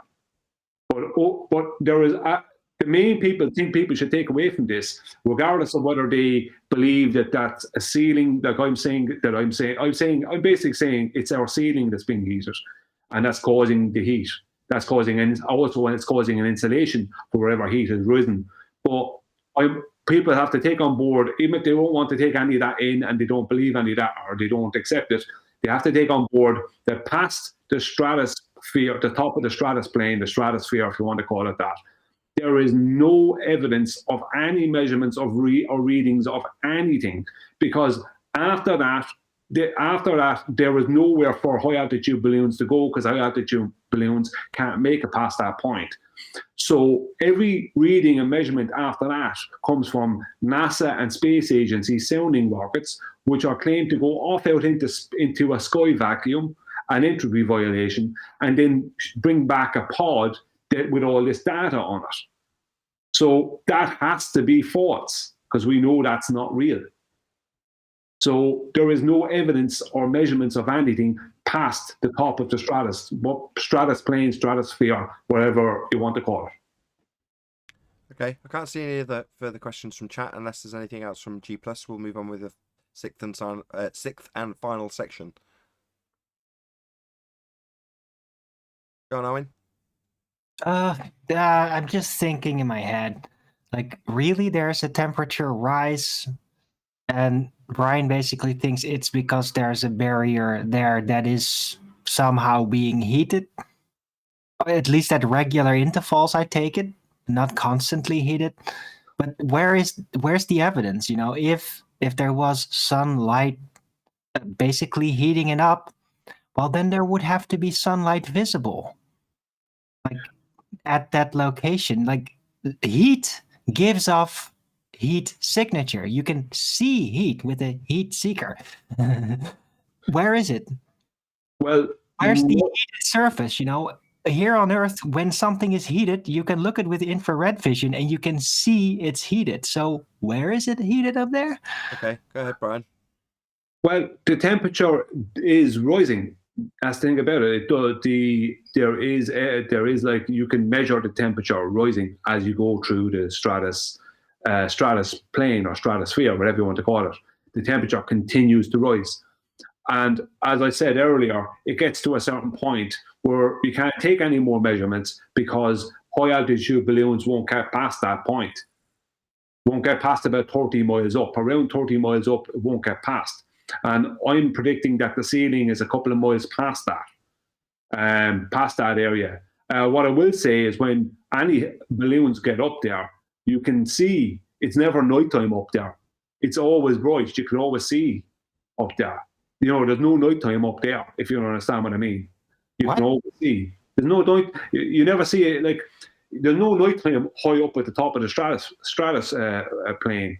I disagree. I think you definitely always see the daylight beneath, but up there it's always dark, so you can't really define it as day and night anymore. Yeah, well, it's not dark. Stars. You can always see. I never see a high altitude balloon that can't see up there.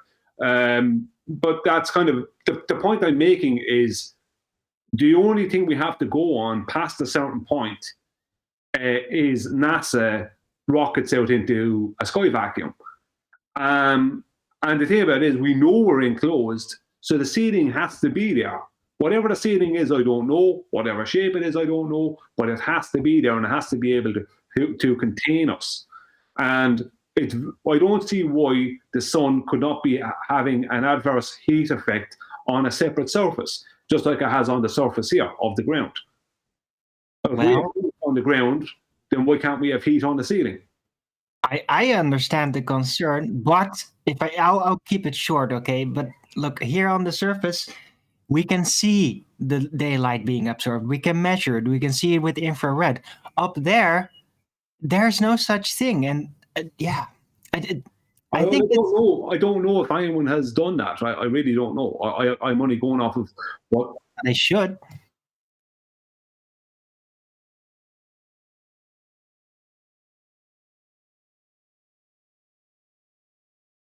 Am I causing feedback?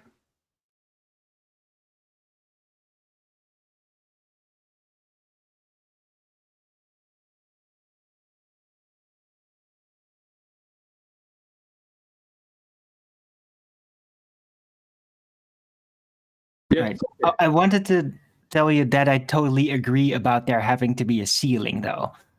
But the temperature, sunlight hitting it, that's where things get a little complicated. I don't think there's any kind of light manifest up there that goes through a barrier or goes upwards in any way. But yeah, it's not fully researched yet, so it's worth investigating.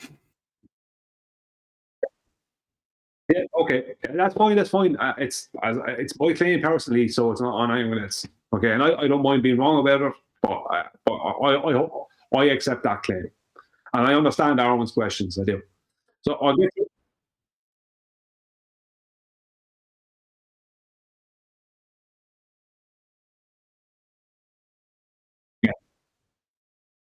Okay, the last section is just going to be 22 facts, final words.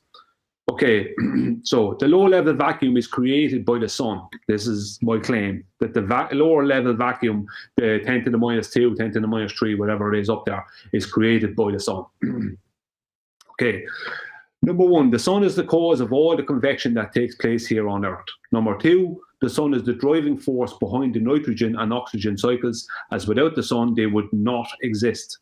Number three, the sun is the cause of all temperature changes, both on the surface of Earth and in our air and sky. Number four, the sun heats the surface of the Earth, which then heats the air. Number five, the sun heats the air to heat and rise through this process. Number six, the sun causes temperature, and temperature determines gas pressure and gas density. Number seven, the gas causes the sky's boundary layer. Number seven, the sun causes the sky's boundary layer, which holds most of our air within it and changes in altitude from night to day. 8, above the boundary layer, which is caused by the sun above the boundary layer, which is caused by the sun, temperature, gas pressure, and gas amounts stay relatively constant. 9, below the boundary layer, which is caused by the sun, remember, temperature and gas pressures change constantly from night to day and season to season with weather. And so above the boundary layer, temperature and pressure stay more constant, but below the boundary layer, both temperature and pressure are more changeable. And don't forget the boundary layer is a product of the sun. 11, there is more air below the boundary layer than there is above it, all caused by the sun. 12, nitrogen and oxygen make up 99% of our air supply and constantly recycle with the solid Earth. Cycles only possible due to the sun. 13, there is a much greater amount of warm air rising off of the Earth and rising higher than any other warm air does anywhere else on the Earth between the tropics of Cancer and Capricorn due to the sun. 14, this higher rising warm air caused by convection, which is a product of the sun, then flows eventually towards the Arctic regions and back along the Earth as a type of filtration system for our air in accordance with the Earth's boundary layers. 15, the filtration system caused by and dependent on the sun keeps our air clean. 16, if the sun is causing a temperature gradient from the Earth's surface up into the sky, then the sun is also causing an air pressure gradient from the ground up into the sky. 17, if the sun warms the air through heating the Earth's surface and 99% of the Earth's air is constantly recycled with the Earth's surface, that would mean that we would have a temperature and air pressure gradient that starts at the Earth's surface and gradiates upward, lessening in temperature and air pressure as you rise. We do have that, so that means that it is caused by the sun. 18. Due to the nitrogen and oxygen gas cycles, convection cells, boundary layers, thermal columns, Arctic and Antarctic jet streams, temperature, air pressure gradients, and the rest of the biogeochemical cycles, including the hydrological cycle, all caused by the sun, remember, we can't not have a dynamic gradiated system. So it's impossible to not have that with all those things. 19. As a matter of fact, our system gradiates so much due to the sun, remember, that we end up with a low-grade vacuum just under the roof of our structure. 20. And how do we know that this low-grade vacuum that is caused by the sun is just under the ceiling of our Earth structure? 21. Because only 21% of the small amount of air that is at the top of the stratus plane is oxygen, and only a small amount of this O2 turns into ozone O3, with the concentration of ozone being 0.0015% at those altitudes, which is not enough to cause an insulation of heat, yet we do have rising temperatures from the base to the top of the stratus plane. So the only way to cause these rising temperatures is by the sun heating a surface. 22. And this surface is the ceiling, the roof, the top, whatever it is, whatever it's made of. It allows for radiative heating due to insulation caused by the sun. And if there wasn't so little air up at these altitudes, the heat would even be more than it is. If there wasn't so little air up at these altitudes, the heat would even be more than it is, as the air is decreasing in amounts and by proxy pressures due to the gradient caused by the sun, while the heat is increasing the closer to the ceiling we come. Think of a huge thermometer or barometer with an internal heat source that causes dynamic cycles. Heat causes the mercury to rise, and cold causes the mercury to fall. But all the while there is a vacuum above. You see, the sun is the reason we have a pressure gradient, and the pressure gradient creates the vacuum due to the sun. And as we all know only too well, a gas pressure gradient will not form inside a vacuum. But a gas pressure gradient will create a vacuum, but to have a gas pressure gradient or a vacuum, you must have containment. And to have a flat, stationary, enclosed, self-automated dynamic system with an internal gas pressure gradient and vacuum overhead, then you must have a sun, as the sun is the antecedent to the formation of a pressure gradient and vacuum, with the exception of a container and creator. The end. That's it.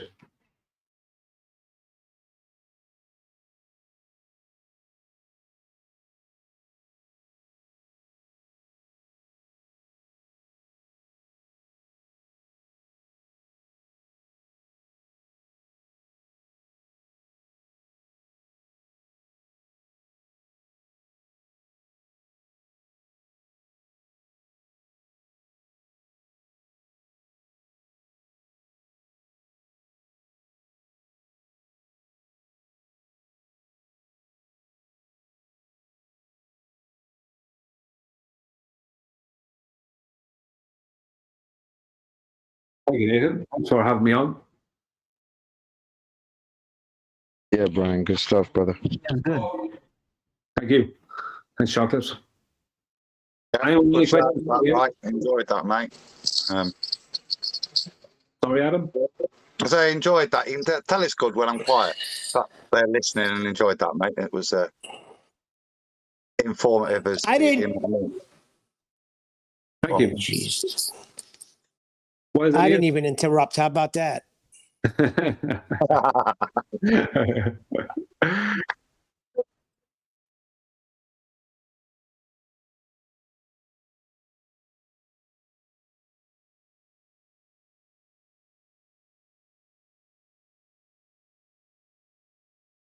Four more hours. Yeah, exactly. The fuck is this?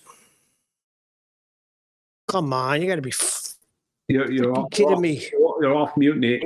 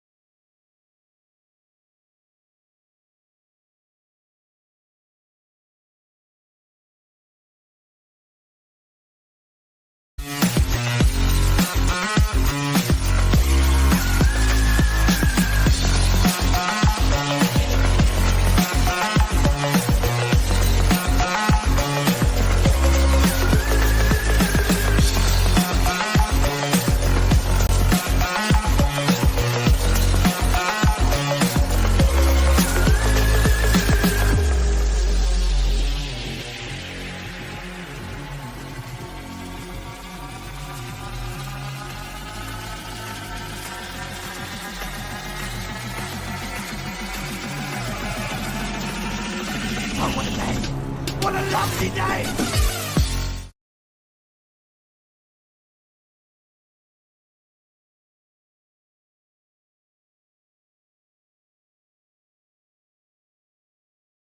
I hear you now. I'm not. I didn't have any sound issues.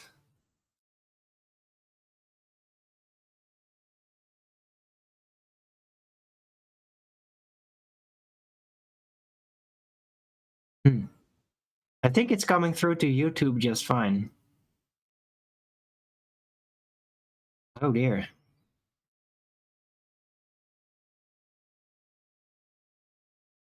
I just what Did happened? you I record interrupted as the well? end. Did you at least record it?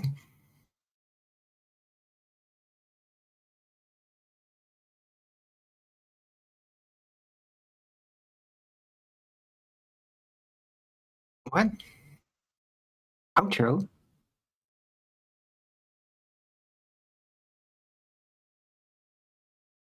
Outro.